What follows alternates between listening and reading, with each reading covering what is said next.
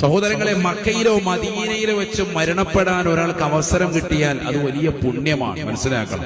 നബീന റസൂലുള്ളാഹി സ്വല്ലല്ലാഹു അലൈഹി വസല്ലമ തങ്ങൾ പറഞ്ഞതാണ്, മൻ ഖറജ മിൻ ബൈതിഹി സായിറൻ ഇലല്ലാഹ്, ആരെങ്കിലും അല്ലാഹുവിനെ സന്ദർശിക്കുവാൻ അഥവാ പരിശുദ്ധമായ മക്കയോ മദീനയോ ലക്ഷ്യം വെച്ചുകൊണ്ട് യാത്ര തിരിക്കുന്ന ഒരു വ്യക്തിയുണ്ടോ, പിന്നെ അവൻ മരണപ്പെട്ടു പോയാൽ അവൻ മരണപ്പെട്ടു പോയാൽ അവന് കിട്ടുന്ന നേട്ടം ഹിസാബില്ലാതെ വിചാരണയില്ലാതെ സ്വർഗത്തിലേക്ക് എത്തുമെന്ന് നബിയോനാ റസൂലുള്ളാഹി.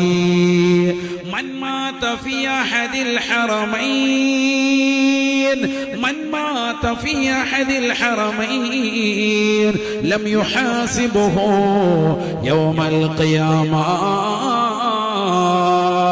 പരിശുദ്ധ മക്കയിലോ മദീനയിലോ വെച്ച് മരണപ്പെടാൻ ഏതൊരു സത്യവിശ്വാസിക്ക് അല്ലാഹു അവസരം നൽകിയിട്ടുണ്ടോ അവൻ വിചാരണയില്ലാതെ സ്വർഗത്തിലേക്ക് എത്തുമെന്ന് നബിയുനാ റസൂലുള്ളാഹി.